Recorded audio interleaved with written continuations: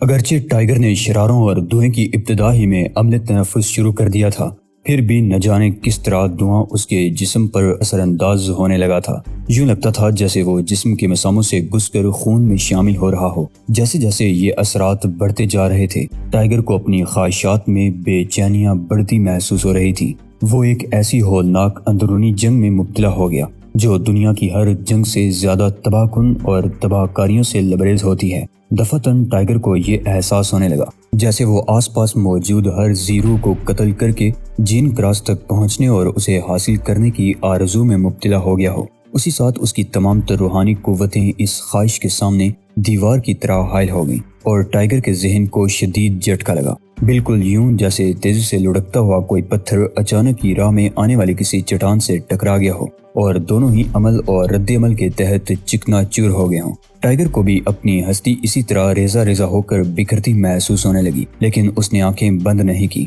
اس نے پلک بھی نہیں جھپکائی تھی کہ مبادہ برازو یہ سمجھے کہ وہ اس افیونی دھوئیں کے اثرات سے آگاہ ہے اور اس کے خلاف مزاحمت کر رہا ہے۔ اور پھر پجاری نے چمکیلے فرش پر استادہ دونوں آدمیوں کو اشارہ دے دیا۔ اگر اسے یہ اشارہ دینے میں چند لمحے کی بھی دیر ہو جاتی تو شاید ٹائیگر کے ہاتھ سے ضبط کا دامن چھوٹ گیا ہوتا۔ وہ خود کو جکڑ بندیوں سے آزاد کر کے موہان اور میو نوجوان کے چیتڑے اڑا دیتا اور جین کراس کو حاصل کر کے ذلت کے قصر عمیق میں گر گیا ہوتا۔ پجاری نے جیسے ہی مقابلہ شروع کرنے کا اشارہ دیا، ٹائیگر کی تمام تر توجہ ان دونوں کی طرف مبذول ہو گئی اور یوں سے خود کو سنبھالنے میں آسانی ہو گئی۔ اشارہ ملتے ہی میو نوجوان نے جست لگائی۔ وہ کسی درندے کی طرح جھپٹ کر موہان پر پل پڑنا چاہتا تھا۔ اس کے دونوں پنجے آہنی آنکڑوں کی طرح سامنے کی طرف لپکے جسے وہ ایک ہی وار میں موہان کا پیٹ چیر کر اس کی انتڑیاں نکال لینا چاہتا ہو۔ ٹائیگر اس کی بے پناہ طاقت کا قائل ہو گیا۔ میو نوجوان کے بازوں کی مچھلیاں ابھری ہوئی تھی اور خفیف سی حرکت سے یوں تڑپ تڑپ جاتی تھی جیسے وہ عضلات نہیں بلکہ ننھے ننھے ناگ ہوں جو چھیڑ چھاڑ سے اپنے بل کھولنے لگے ہوں تاکہ حملہ ور کو مزہ چکھا سکے۔ افیونی دھواں ایک بار پھر ٹائیگر کے ذہن پر حملہ ور ہوا۔ اس مرتبہ حملہ کافی شدید تھا۔ ٹائیگر نے آتش فشانی خواہش کو اتنی شدت سے دبایا کہ اسے چکر آ گیا، اس کی کھوپڑی گھوم گئی اور اسے اپنا ذہن تاریکیوں میں ڈوبتا محسوس ہونے لگا۔ عمل اور رد عمل برابر اور ایک دوسرے کے مخالف ہوتے ہیں۔ اس کا عملی مظاہرہ اس وقت ٹائیگر کی ذات میں، اس کی ہستی میں ہو رہا تھا۔ افیونی دھواں اس کے انگ انگ میں آگ لگا رہا تھا جبکہ اس کی روحانی قوت یہ آگ سرد کرنے پر تلی ہوئی تھی۔ اس نے بہت ہی آہستہ آہستہ اپنی آنکھیں بند کر لی تھیں۔ یقیناً اس بات سے برازو کو شدید مایوسی کا سامنا کرنا پڑا ہوگا، تاہم اس کی نگاہ اب بھی ٹائیگر پر جمی ہوئی تھی۔ کچھ دیر آنکھیں بند رکھنے کے بعد ٹائیگر نے انہیں دوبارہ کھولا۔ یہ عمل کسی خاص تاثر کے بغیر ہی پایا تکمیل کو پہنچا تھا۔ یہی وجہ تھی کہ برازو کوئی خاص رائے قائم کرنے میں کامیاب نہ ہو سکا۔ ٹائیگر ایک بار پھر ان دونوں کی طرف متوجہ ہو چکا تھا جو ایک دوسرے کو چیر پھاڑ ڈالنے پر تلے ہوئے تھے۔ اس منظر نے ٹائیگر کو اپنی ذہنی کیفیت پر قابو پانے میں خاطر خواہ مدد دی۔ اس نے نیم و آنکھوں سے دیکھا کہ میو نوجوان کے جارحانہ حملے کا جواب موہان نے بڑے ہی آہستہ انداز میں دیا تھا۔ اس کے دونوں بازو اس طرح سامنے لہرائے تھے جیسے کوئی پرندہ بلند پرواز کے پروں کو سامنے لا کر پھڑپڑاتا ہے۔ پھر اس نے کسی اچھلتے ہوئے ہرن کی مانی ٹانگیں چلائی تھی۔ یہ دونوں ہی کنگ فو کے مخصوص انداز تھے لیکن ان میں جارحانہ تاثر نہیں تھا، گویا اس نے محض دفاعی کارروائی کی تھی۔ موہان کی آنکھیں نیموا تھیں، لگتا تھا وہ نشے میں ہو۔ اس کے ہونٹوں پر البتہ بڑی ہی عجیب اور ناقابل فہم کپکپاہٹ تھی۔ اسے مسکراہٹ سے تعبیر نہیں کیا جا سکتا تھا اور نہ ہی یہ خوف کی لرزش تھی۔ میو نوجوان نے کسی بپھرے ہوئے درندے کی طرح حملہ کیا اور پھر اسے ماربل کے چمکدار فرش کے کنارے تک لے گیا۔ اسی لمحے عظیم پجاری حرکت میں آیا اور آہستہ آہستہ چلتا ہوا ٹائیگر کی کرسی کے پہلو میں آ کھڑا ہوا۔ ٹائیگر کی کرسی کے دوسری جانب برازو اور کنگ فو ماسٹر کاشی کھڑا تھا جبکہ محافظ بکھر کر دیواروں سے لگے کھڑے تھے۔ مان ٹائیگر کے ذہن میں ایک سوال ٹلبلانے لگا، کیا یہ جنگ ختم ہو جائے گی؟ کیا یہ جنگ صرف ان دونوں کے فیصلے تک محدود ہے؟ اگر ان دونوں میں سے کوئی ایک گر گیا تو کیا ہوگا؟ وہ اپنے ان سوالوں کا کوئی جواب تلاش نہ کر سکا کیونکہ اسے معلوم تھا کہ یہ سب کچھ اتنا آسان ہرگز نہیں ہے جتنا کہ بظاہر دکھائی دے رہا ہے۔ اچانک اسے محسوس ہوا کہ اس کے پہلو میں استادہ پجاری گہری گہری سانسیں لے رہا ہے۔ غار میں اب دھواں پوری طرح پھیل چکا تھا اور ماحول نے ایسی صورتحال اختیار کر لی تھی کہ عام آدمی کے لیے وہاں سانس لینا بھی ممکن نہیں تھا، جبکہ پجاری کی پھونکاروں سے ملتی جلتی سانسیں ظاہر کر رہی تھیں کہ وہ زیادہ سے زیادہ نشہ آور دھواں اپنے پھیپھڑوں میں پہنچانے کے لیے بے چین ہے۔ اسی لمحے میو نوجوان کے وحشیانہ حملے کے باعث موہان لڑکھڑا گیا۔ پجاری کے حلق سے کانوں کو چھید دینے والے تاثر سے بھرپور ایک چیخ نکلی۔ ٹائیگر نے آنکھ کے کنارے سے اس کی طرف دیکھا تو سمجھ گیا کہ پجاری نے موہان کو سنبھلنے کا اشارہ دیا ہے۔ ساہا موناٹا سیگا موراگا، پجاری نے گنگنانے کے سے انداز میں کہا۔ یہ غالباً کسی شیطانی منتر کے بول تھے۔ ابھی یہ بول ختم ہی ہوئے تھے کہ ماربل کے کناروں پر شعلے بڑک اٹھے۔ لپکتے ہوئے ان شعلوں کی حدت سے موہان کی پشت جل گئی۔ اس کے حلق سے ایک گٹی گٹی سی چیخ نکل گئی۔ اب ٹائیگر کی بینائی اور موہان کے جسم کے درمیان آگ کی ایک پتلی سی دیوار حائل ہو گئی تھی۔ اس آتشی دیوار کے اس پار دیکھتے ہوئے ٹائیگر کو یوں محسوس ہوا جیسے موہان کی ہستی پگھل رہی ہو۔ اسی لمحے میو نوجوان نے ایک بھرپور گوسہ موہان کے چہرے کی طرف اچھالا۔ چوٹ موہان کے بائیں جبڑے پر پڑی اور وہ لڑکیاں کھاتا ہوا دیوار سے جا ٹکرایا، اور پھر میو نوجوان نے خود کو کسی چیتے کی طرح اس پر اچھال دیا۔ یہ ایک خطرناک وار تھا۔ اگر میو کی جگہ کوئی اور ہوتا تو شاید میو نوجوان کے پہاڑ جیسے جسم اور چٹان جیسی ٹھوس ہستی تلے پس گیا ہوتا، لیکن معلوم ہوتا تھا کہ نشہ آور ماحول اور شعلوں نے موہان کے ذہن میں کسی خوابیدہ گوشے کو جگا دیا تھا۔ اگلے لمحے وہ جوابی کارروائی پر اتر آیا۔ میو نوجوان کے حلق سے ایک کربناک آواز نکلی اور وہ لڑکھڑاتا ہوا کئی قدم پیچھے ہٹ گیا۔ ٹائیگر نے پلک جھپکتے میں دیکھ لیا کہ موہان نے اپنے اوپر گرتے ہوئے اس چٹان نمائی شخص کے پیٹ میں دائیں ہاتھ کی انگشت شہادت کسی خنجر کی طرح گھوم دی تھی۔ یہ سب کچھ چشم زدن میں ہوا تھا۔ میو نوجوان کلا بازی کھا کر ماربل کے بے داغ فرش پر گرا اور فوراً ہی اٹھ کھڑا ہوا۔ اسے جو زخم آیا تھا اس کے مہلک اثرات کا شاید ابھی اسے اندازہ نہیں ہوا تھا، اس لیے وہ پھر حملہ ور ہونے کے لیے بڑھا۔ اسی دوران میں پیٹ کے سوراخ سے خون کی ایک باریک سی سرخ دار سفید فرش پر گرنے لگی۔ خون دیکھ کر وہ ٹھٹک گیا۔ اسی لمحاتی کشمکش نے اسے ایک نئی مصیبت سے دوچار کر دیا۔ موہان کے بائیں ہاتھ کی انگشت شہادت نے اس بار میو نوجوان کی جانگ کے درمیانی حصے کو نشانہ بنایا تھا۔ پھر وہ اٹھا اور شعلوں کی دیوار پھاند کر فرش پر آ گیا۔ اب اس کے دونوں ہاتھ چیتے کے حملہ ور پنجوں کا انداز اختیار کر چکے تھے، اور ٹائیگر جانتا تھا کہ یہ ہاتھ جہاں بھی پڑے وہاں بڑے بڑے شگاف ڈال دیں گے۔ اس ہاتھ کا ایک ہی وار انتڑیاں نکال دینے کے لیے کافی ہوتا ہے۔ میو نوجوان نے دونوں ہاتھ اٹھا دیے جیسے وہ موہان کے حملہ ور ہاتھوں کو روکنا چاہتا ہو۔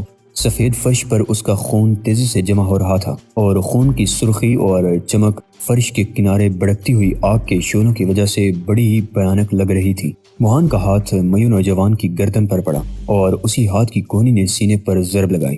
وہ فرش پر گر گیا۔ اس نے گرتے ہی دونوں ٹانگیں اچھال دی۔ وہ چاہتا تھا کہ دولتی مار کر موہان کو اپنے سے دور کر دے، لیکن اسی لمحے اس کی نگاہ موہان کے گھٹنے کی طرف اٹھ گئی جو اسے چوٹ لگانے کے لیے جھک رہا تھا۔ میو نوجوان اپنے جسم کو موڑ توڑ کر اس کی زد سے نکالنے کی جدوجہد کرنے لگا، لیکن ادھر موہان کی یہ کوشش تھی کہ حریف اس کے نیچے ہی دبا رہے۔ اس نے کونیوں سے اپنے نیچے دبے ہوئے دشمن پر چوٹیں لگانے کا عمل جاری رکھا، جبکہ اس کے دونوں ہاتھ اپنے چہرے کی حفاظت بھی کر رہے تھے۔ ٹائیگر سپاٹ چہرے کے ساتھ یہ منظر دیکھتا رہا۔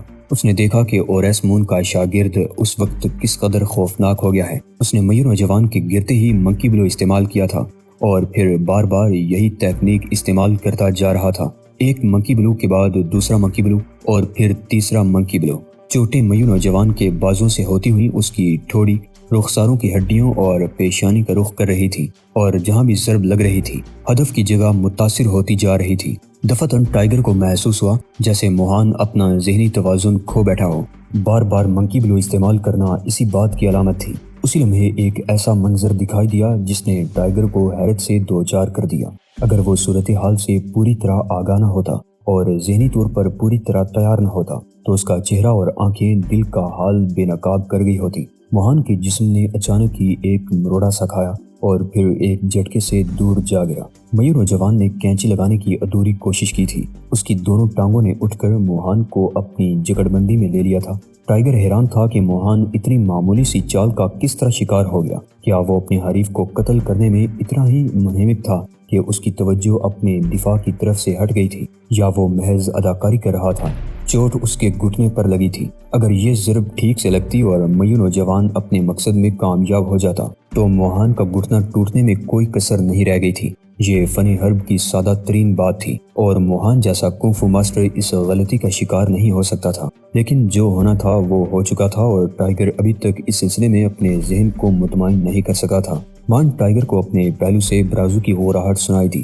غالباً وہ اس جنگ کے منظر سے لطف اندوزی سے محروم ہونے پر بد مزہ ہو گیا تھا، لیکن دیکھتے ہی دیکھتے موہان سنبھل گیا۔ اس کی لڑکھڑاہٹ اچانک ہی قابو میں آ گئی اور اس نے دونوں پیروں کے گدی دار حصوں پر اپنے جسم کو متوازن کر لیا تھا۔ ابھی میو نوجوان خود کو سنبھالنے میں کامیاب نہیں ہوا تھا کہ موہان نے ہوف کک لگا دی۔ میو نوجوان نے دونوں بازو لہرا کر دفاع کرنا چاہا، لیکن اس کے بازو کئی جگہ سے زخمی ہو چکے تھے۔ موہان کی ٹھوکروں میں ناقابل یقین تیزی تھی، اتنی تیزی کہ اس کی ٹھوکریں شمار نہیں کی جا سکتی تھیں۔ وہ منہ کے بل گرنے لگا۔ اسی لمحے موہان کی ایڑی اس کے رخسار کی طرف آئی اور جب گھوم کر اس کے چہرے سے دور ہوئی تو میو نوجوان کا ایک کان اس کے چہرے کے پہلو سے غائب ہو چکا تھا۔ یہ کان فرش پر وہاں جا گرا جہاں میو نوجوان کا خون ایک ننھے سے تالاب کی شکل میں جمع ہو چکا تھا۔ غار کا ماحول باری باری سانسوں اور چیخوں سے گونج اٹھا تھا۔ تماشائی غالباً سمجھ گئے تھے کہ مقابلہ اپنے انجام کو پہنچ رہا ہے۔ وہ چیخ چیخ کر میو نوجوان کا حوصلہ بڑھانے کی کوشش کر رہے تھے، لیکن محض نارزنی کسی نیم مردہ جسم میں نئی روح پھونکنے میں ہمیشہ ہی کامیاب نہیں ہوا کرتی۔ میو قبیلے کے اس طاقتور نوجوان نے حملہ کرنے کی بجائے اب تمام تر کوششیں اپنے دفاع تک محدود کر لی تھی۔ اگر وہ کسی کھلی جگہ مقابلہ کر رہے ہوتے یا فرار کا کوئی راستہ ہوتا تو شاید وہ ایک لمحے کے لیے بھی وہاں نہ رکتا، لیکن اس میدان جنگ میں صرف دو ہی راستے تھے۔ ان راستوں میں سے ایک موت کا راستہ تھا اور دوسرا زندگی کی نوید دیتا تھا، لیکن میو نوجوان زندگی کا راستہ ہار چکا تھا اور اب اسے اپنی موت سامنے نظر آ رہی تھی۔ اس کا چہرہ مسخ ہو چکا تھا، رخساروں کی ہڈیاں ٹوٹ گئی تھی، ایک کان اپنی جگہ سے غائب تھا، ہونٹ پھٹ چکے تھے اور بالائی لب ادھر جانے کی وجہ سے وہاں سے دانتوں کی ادھوری قطار نظر آنے لگی تھی۔ سامنے کے دو دانت اپنی جگہ پر موجود نہیں تھے اور وہاں سے خون بہہ بہہ کر ٹھوڑی پر ڈلک رہا تھا۔ اس کی آنکھوں میں بے پناہ سرخی نظر آ رہی تھی، لیکن ان میں دہشت کا نام و نشان تک نہیں تھا۔ ٹائیگر جانتا تھا کہ موت سے اس قدر قریب ہونے کے باوجود وہ خوفزدہ کیوں نہیں ہے۔ یہ اس نشاور دھوئیں اور شیطان کے اس مندر کے طلسمی ماحول کا نتیجہ تھا۔ ٹائیگر آنکھوں کے کناروں سے برازو کی طرف متوجہ ہو گیا۔ اس کی آنکھیں چمک رہی تھی اور ہونٹ بڑے ہی شفاف انداز میں مسکرا رہے تھے۔ اس کی توجہ اب ٹائیگر پر نہیں تھی، وہ موہان کی جنگ کا آخری اور فیصلہ کن حصہ دیکھنے میں منہمک تھا۔ خود وہ بھی اسی جانب متوجہ ہو گیا۔ اس طلسماتی ماحول والے اکھاڑے میں اور ایس مون کا شاگرد میو نوجوان پر فیصلہ کن وار کرنے کا فیصلہ کر چکا تھا۔ اس کا جسم پیروں کے گدی دار حصوں پر یوں گھوم رہا تھا جیسے کوئی شے اپنے محور پر گھومتی ہے۔ اس گھومنے کے عمل میں بے پناہ درستگی تھی۔ یہ راؤنڈ ہاؤس نامی مہلک وار تھا۔ اس کی ایڑی آہستہ آہستہ فرش سے بلند ہوئی اور اس کا میو نوجوان کی کھوپڑی کی طرف مہلک سفر شروع ہوا۔ بڑا ہی شاندار منظر تھا۔ اگر جذبات کا اظہار ممکن ہوتا تو ٹائیگر حلق کے بل چیخ کر موہان کو تکنیک کے اس بے مثال صحت پر یقیناً مبارکباد دیتا، لیکن یہاں تو صورتحال ایسی تھی کہ اسے اپنی دھڑکنوں پر بھی قابو رکھنا پڑ رہا تھا۔ وہ کوئی تاثر، کوئی جذبہ اور کوئی بھی رد عمل ظاہر نہیں کر سکتا تھا۔ ایڑی اور کھوپڑی کا تصادم ہوا، غار میں یکایک سناٹا چھا گیا۔ یوں لگتا تھا جیسے برازو اور پجاری سمیت ہر شخص کو سانپ سونگ گیا ہو۔ ایڑی کھوپڑی سے قدرے اوپر جا کر ہی کچھ اس انداز میں نیچے آئی تھی جیسے کوئی پرندہ آسمان سے زمین پر دوڑتے ہوئے کسی چوہے پر جبڑتا ہے۔ فوراً ہی ٹائیگر کی حیثیات کام کرنے لگی۔ وہ سوچ رہا تھا کہ اگر میو نوجوان کی جگہ وہ خود ہوتا اور اس پر یہی حملہ ہوتا تو وہ اپنا دفاع کس طرح کر سکتا تھا۔ اس سے پہلے کہ کوئی بات اس کے ذہن میں آتی، اسے میو نوجوان کے سلسلے میں اپنی رائے پر نظر ثانی کرنی پڑی کہ وہ ایک اچھا فائٹر نہیں ہے۔ یکایک اس کا دایاں ہاتھ بلند ہوا تھا۔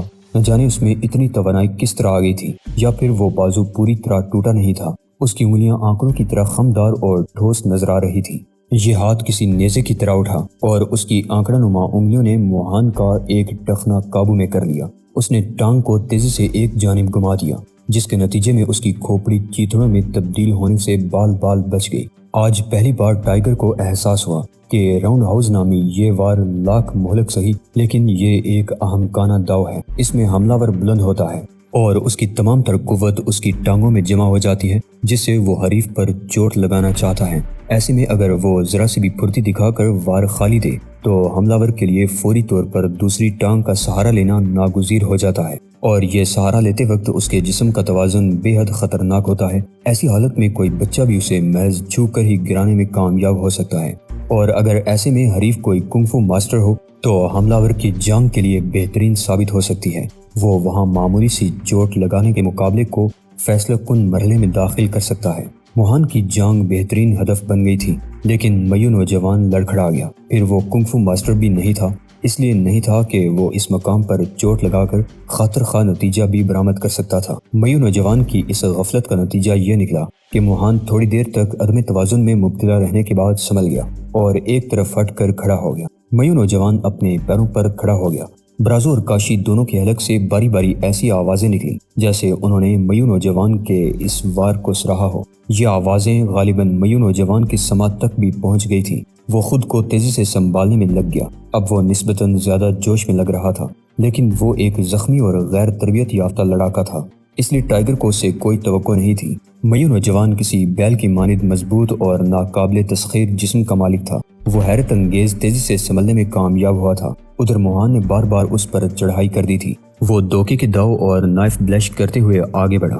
اس کے لڑنے کے انداز میں جارحیت تھی۔ وہ میو نوجوان کو جان سے مار ڈالنے کے لیے وار کر رہا تھا، اور غالباً اسی باعث اسے کامیابی نہیں ہو رہی تھی۔ ٹائیگر اسے قبل اس کی چوٹ دیکھ چکا تھا اور اسے موہان کی حرکات میں توازن بے حد پسند آیا تھا، جبکہ یہاں وہ اپنی مہارت کو صحیح معنوں میں استعمال کرنے میں کامیاب نہیں ہو رہا تھا، اور اس کی وجہ یہی تھی کہ اس کا ذہن اور اس کا جسم ایک دوسرے سے ہم آہنگ نہیں ہو پا رہا ہے، اور اس ذہنی غیر ہم آہنگی کے لیے وہ موہان کو الزام نہیں دے سکتا تھا، کیونکہ ماحول کا طلسم اپنی تمام تر طاقتوں سے انسانی اجسام پر اثر انداز ہو رہا تھا۔ اس فضا نے موہان کی کھوپڑی میں دن ہی دن بھر دی تھی۔ وہ وقت اور رفتار کا تعین کر کے وقت ضائع نہیں کر رہا تھا، بلکہ غصے کی زیادتی سے جارحانہ حملہ کر رہا تھا۔ اگر میو نوجوان اس کی بجائے کنگ فو ماسٹر رہا ہوتا تو موہان یقیناً منہ کی کھا چکا ہوتا۔